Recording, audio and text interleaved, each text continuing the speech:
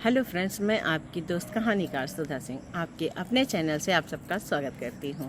और आज मैं एक नई कहानी लेकर हाजिर हूं, जिसके लेखक हैं श्री देवेंद्र कुमार सर जी। और उनकी कहानी है हम लोग। तो मैं कहानी शुरू करती हूं। जो बड़ी बड़ी सील बंद बोतलें टेम्पू में से उतार रहा था, वह होटल और घरों में बोतल बंद पानी पहुंचाने की नौकरी करता था।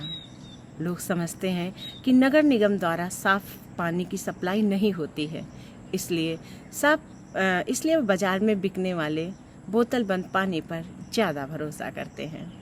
3 दुकानों में पानी की बोतलें पहुंचाने के बाद वह ड्राइवर की सीट की तरफ बढ़ ही रहा था, तभी एक आवाज़ सुनाई दी, तुम्हारे पास बाल्टी है? जय ने पलट कर देखा तो एक छोटी सी लड़की नजर आई। उम्र होगी कोई यही 7-8 साल, फटे हाल और नंगे पैर।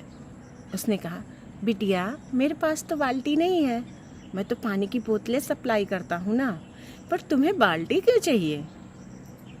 वो लड़का मेरी बाल्टी लेकर भाग गया।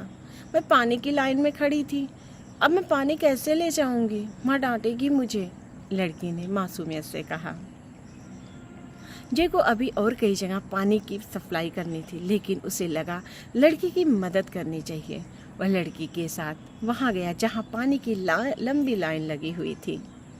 जय ने देखा पानी के टैंकर के आगे काफ़ी भीड़ थी। पानी भरने के लिए लोग आपस में धक्का मुक्की कर रहे थे। वो समझ गया कि उस लड़की के लिए पानी भरना तो संभव नहीं था। वो अपने छोटे से हाथों से भरी बाल्टी कभी नहीं उठा पाती। जय ने पूछा, उसकी बाल्टी कौन ले गया था? पर लड़की कुछ बता ना सकी।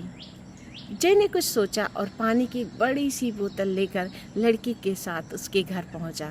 कमरे के अंदर एक औरत चारपाई पर लेटी खांस रही थी। लड़की को देखते ही वो चिल्लाई, इतनी देर कहाँ लगा दी रमा? और ये कौन है? रमा कुछ कहती इससे पहले जय ने पूरी घटना के बारे में बता दिया, अपना परिचय भी दिया। बोला, आपने रचना को भीड़ के बीच में पानी लेने के लिए क्यों भेज दिया था? आपको तो पता होगा ये नन्ही सी बच्ची कभी पानी नहीं ला सकेगी। मैं कई दिनों से बीमार हूँ, घर में बिल्कुल पानी नहीं है, मैं जा नहीं सकती, इसलिए इसे भेजना पड़ा, रचना की माँ जूही ने कहा और हांफने लगी। फिर बोली, और तुम जो पानी लेकर आए हो वो तो पैसों से मिलता है ना? लेकिन जय ने कहा, हाँ यह बोतल बंद पानी है, पैसों से मिलता है, पर इस समय इसके दाम मैं आपसे नहीं मांग रहा हूँ। इस बोतल को रख लो, पैसे बाद में दे देना। इतनी देर में जय समझ चुका था कि उस घर में बेहद गरीबी है। तभी रमा ने कहा, माँ मैंने सुबह से कुछ नहीं खाया है, हमारे घर में मिट्टी का तेल भी नहीं है, खाना भी नहीं बना। खाना कैसे बने? बीमारी के कारण मैं काम पर नहीं जा पा रही हूँ, काम नहीं तो पगार नहीं, रचना की मां जूही बोली। और शायद तुमने दवा भी नहीं ली, लाओ दवा का पर्चा मुझे दो, जय बोला। और एक बात कहूँ, तुम्हारी सूरत बिल्कुल मेरी बहन से हूबहू मिलती है। वो दूर गांव में रहती है, मैं बहुत समय से उससे नहीं मिल पाया। तुम मेरी बहन भले ही नहीं हो, पर उस जैसी जरूर दिखती हो। क्या मैं तुम्हें अपनी बहन बोल सकता हूँ? इतनी देर में जय अच्छी तरह से समझ लिया था कि गरीब जूही के स्वाभिमान को चोट नहीं लगनी चाहिए, इसलिए झट उसने एक झूठी कहानी गढ़ डाली। ये सुनकर जूही धीरे से मुस्कुरा दी, फिर दवा का पर्चा उसे थमाते हुए कहा, पर देने के लिए आज मेरे पास पैसे नहीं हैं। अच्छा, जब तुम पूरी तरह से स्वस्थ होकर काम पर जाओगी ना, पगार मिलेगी तो मेरा उधार चुका देना, जय ने हंसते हुए कहा। जूही के लिए दवा लेने वो चला गया। काम पूरा करके उसने थोड़ा सा भोजन लिया, जो कि 2-3 बार के लिए काफ़ी था, और वो केरोसिन लेकर जूही के घर पहुंचा। जूही ने कहा, भैया खाने का इतना सामान क्यों ले आए? मैं कैसे अदा करूंगी तुम्हारा उधार? उधार है ना, तो चुकाना ही पड़ेगा, जय ने हंसकर कहा। लेकिन अभी उसकी चिंता मत करो, पहले नियम से दवा लो, भोजन करो और शीघ्र चंगी हो जाओ। फिर काम पर जाना शुरू करो। यह कहकर जय चला आया। घर पहुंचते ही सारे रास्ते वो जूही और रचना के बारे में सोचता रहा। घर पहुंचकर उसने अपनी पत्नी लता को इसके बारे में बताया। लता ने कहा, तुमने जो किया अच्छा किया, हमें उसकी भी आगे मदद करनी चाहिए। एक दिन मैं भी चलूँगी तुम्हारे साथ उन्हें देखने। लता का बेटा स्कूल जाता था और वह घर के बच्चों को ट्यूशन पढ़ाया करती थी। ये वो बच्चे थे जो सड़क पर मेहनत मजदूरी करते थे और वहीं रहकर ट्यूशन पढ़ते थे। वो उन्हें घर पर भोजन भी कराती थी, इसलिए उसे दूसरों की मदद करना बहुत अच्छा लगता था और उसके लिए कोई नई बात नहीं थी। एक शाम घर से लौटने के बाद जय ललिता के साथ जूही के घर गया। साथ में उसका बेटा रतन भी था। दरवाजे में घुसने से पहले जूही के खांसने की आवाज़ सुनाई दी। वो स्टोव के सामने बैठी थी। स्टोव से धुआं निकल रहा था। पूरे कमरे में केरोसिन की गंध फैली हुई थी। लता ने तुरंत स्टोव बंद कर दिया। जय ने जूही के हाथ पकड़कर उसे चारपाई पर लिटा दिया।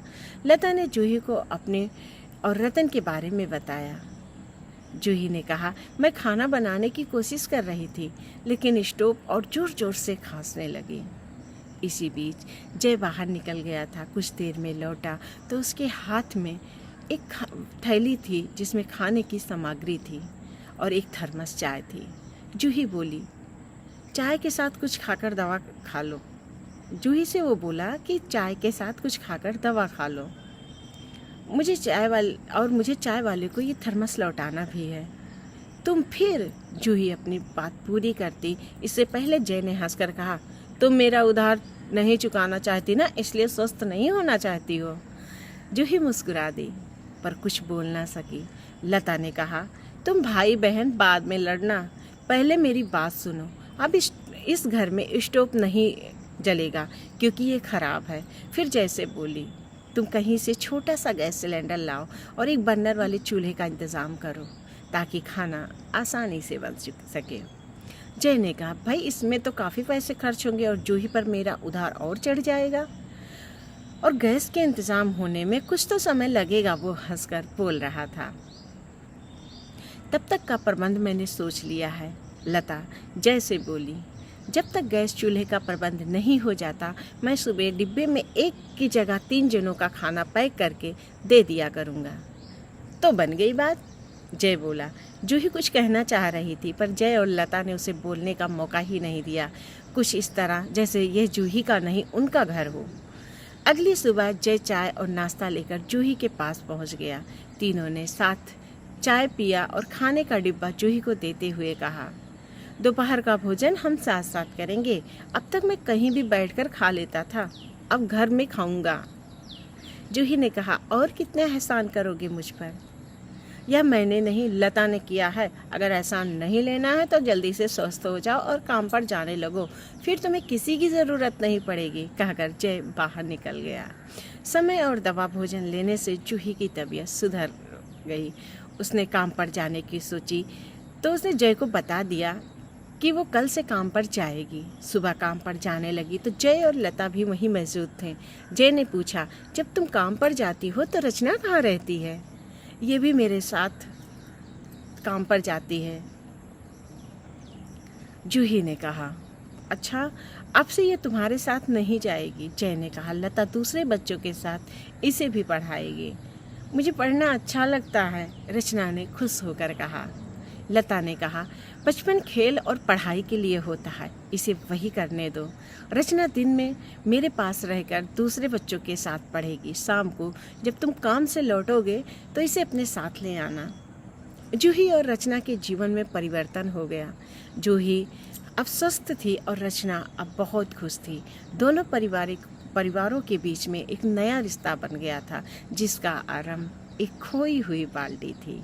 तो फ्रेंड्स, ये सर की कहानी, देवेंद्र कुमार सर की कहानी है, जो बहुत अच्छी कहानियाँ लिखते हैं और मुझे लगा कि ये कहानी आप लोगों तक मैं ज़रूर पहुंचाऊं और आशा करती हूँ ये कहानी आप लोगों को बहुत पसंद आई होगी। और अगर आपको ये कहानी पसंद आती तो please like comment and share कीजिएगा और मेरी कहानी को ढेर सारा प्यार दीजिएगा। और एक बात फ्रेंड्स, हमें हर किसी की मदद करनी चाहिए। अगर ऊपर वाले ने हमें सक्षम किया है तो हमें हर किसी की मदद करनी चाहिए।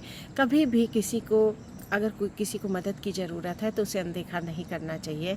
और ऊपर वाला भी हमसे यही आशा रखता है। तो इसी के साथ मैं फिर मिलती हूँ एक नई कहानी के साथ, एक नए जोश के साथ। तब तक के लिए नमस्कार।